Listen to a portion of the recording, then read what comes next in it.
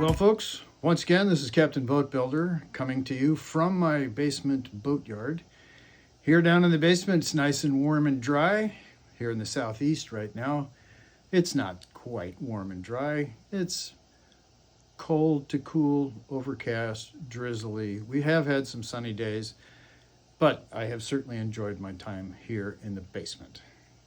This is episode number 21, and I'm calling it The Trailer and the Thwart. We're getting close to the finish of the build. The boat's almost ready for actual sailing. And today we're going to talk just a little bit about the trailer that I have for the boat, the trailer that I've put together. It's specifically designed for this type of boat, a relatively long and narrow boat. I've had these trailers before and they're absolutely superior. If you buy one, I'm sure you'll be happy with it. And then moving on from the trailer, we're going to talk about the thwart. And you may recall that I've made mistakes in the past about describing exactly what a thwart is, what part of the boat is the thwart. I think that the thwart itself is going to be pretty important for a comfortable sitting position and enjoying the boat in very light air. So I hope that you'll enjoy this little episode. Again, number 21, the trailer and the thwart. The trailer that I'm going to use for the Viola 14 is made by a company here in the United States called Trailex. This is from their website. And the trailer that I've chosen that's the most appropriate for this boat is called the Single Light Duty Carrier SUT 220-S. Here's a pretty good picture of it. You can see that it's relatively long and skinny. It's got single leaf springs. I chose the 12-inch wheels as opposed to the standard 8-inch. They just seem to give a better ride. They don't turn quite as fast. And you can also see here this system for supporting the boat here on the front. And both of these, excuse me, these are completely adjustable and they pivot so that the boat sits comfortably on this trailer. These trailers are all aluminum. It's a kit that you assemble, a lot of bolts, but it goes together quite well. I've had these trailers before, as I mentioned, and they seem to be excellent for the boat. Here's a picture of the trailer with a nice rowing canoe on it. You can see that these trailers were specifically designed for long boats, say in the 12 to 16 foot range, that are relatively narrow. They fit perfectly, they ride well, and I think if you decide to order this particular trailer, if you're building the Viola 14 or a boat that's similar in length and size and width, I think you'll be very satisfied with these trailers. If you decide to order this trailer from Trailex, you can see here the roughly square piece. That's the main body of the trailer. This is the tongue.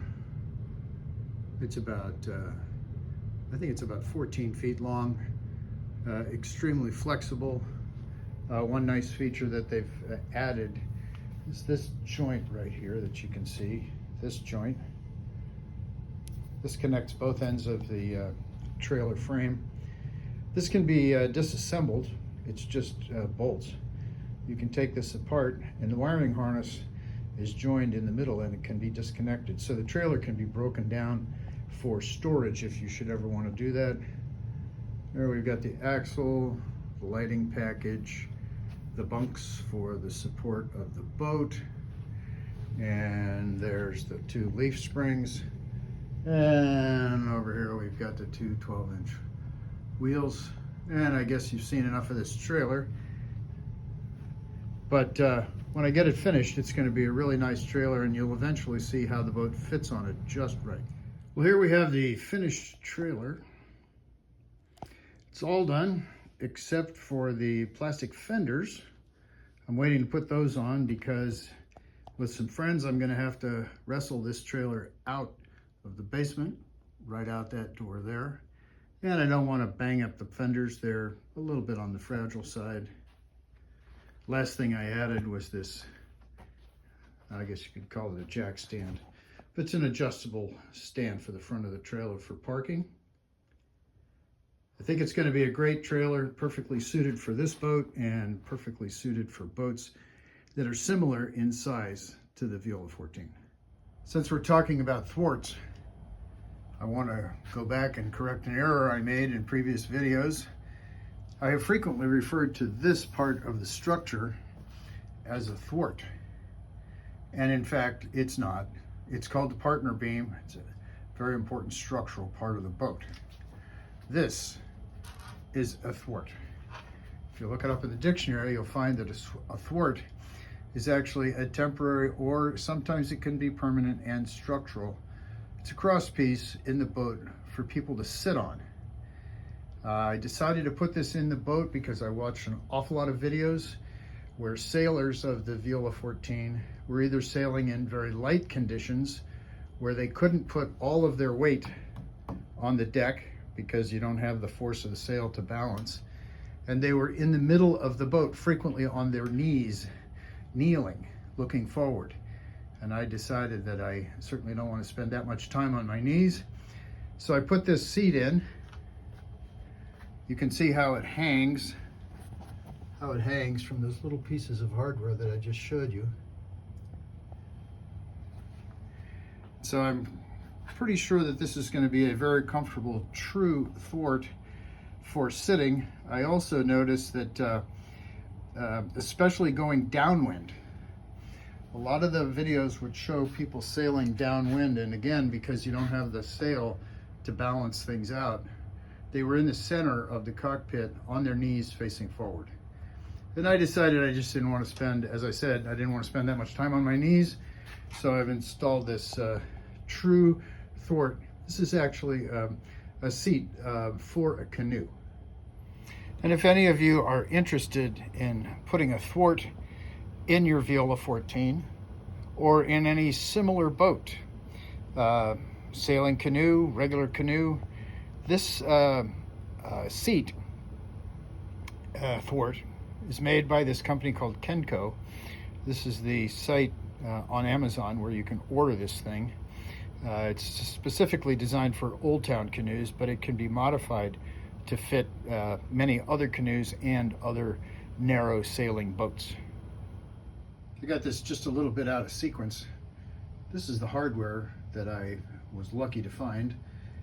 Again, I'd like to point out that these pieces are pretty small and they're rounded, and because of their location here in the cockpit of the boat, I wanted some hardware that wasn't going to tear up the backs of my legs. And when I was trying to figure out what kind of hardware to use and how to fit the thwart, I wanted something that was simple and very secure, and something where it would be easy to take the thwart in and out. But of course, what I discovered is that because of this lip right here, this finger rail, it's a little bit difficult to get the thwart to drop in, and also between here and here, the cockpit's not the same size. So the thwart, if you'll see here, if I can do this with one hand, the thwart has to sort of be angled in like this, and you can see it takes a little bit of monkeying around, but it drops right into place. These little pieces fit into the hardware quite well, and it's very secure. You can see it's nice and steady. I think it'll be much better than just having a plank or something that's loose. If you're interested in using these little pieces of hardware for mounting your thwarts, this is the page from Amazon. Gives you the size. These things are zinc coated, and I wasn't too sure about zinc coating and corrosion, even though my boat will be operated exclusively in freshwater. I still decided to coat these things with 2 coats of epoxy and then paint to try and minimize corrosion. But if you decide that this is good hardware for what you want to do, it's available on Amazon. One little tiny detail I forgot to mention, probably nobody cares, but even though I tried to keep all of the woodwork in this boat sort of in the same color family, and you can see that this is just a little bit different. This canoe seat from Kenco is actually made from ash, And ash is a very hard, dense, very strong wood. It's perfect for the application. It's just not quite the right color. Well, folks, I know I've said this before, probably a lot more times than once, with now here my second boat also. Those of you who have followed me on the channel will certainly remember that I've said this more than once. So I'm just going to say it again. The varnish is finished. And the reason that I keep saying this over and over again is that with each coat, I keep thinking, well, maybe somehow I could make it a little more perfect. And what happens is you sort of start to get diminishing returns because you sand for hours. This was done with 400 paper. And you varnish as carefully as you can. And you spend a lot of time with tack rags, a lot of time trying to control the dust that's in the air, and you still get a little bit no matter what you do. But I think my insanity has finally ended as far as the varnish is concerned for this boat, and it's done. I'm quite happy with it, and besides a few adjustments on the trailer and a few other little things, the boat's finished. And as I said before, I just have to wait for warm weather so I can go sailing. Thanks again for watching. I hope you've enjoyed this boat build. I certainly have. Like I said, I'm almost done.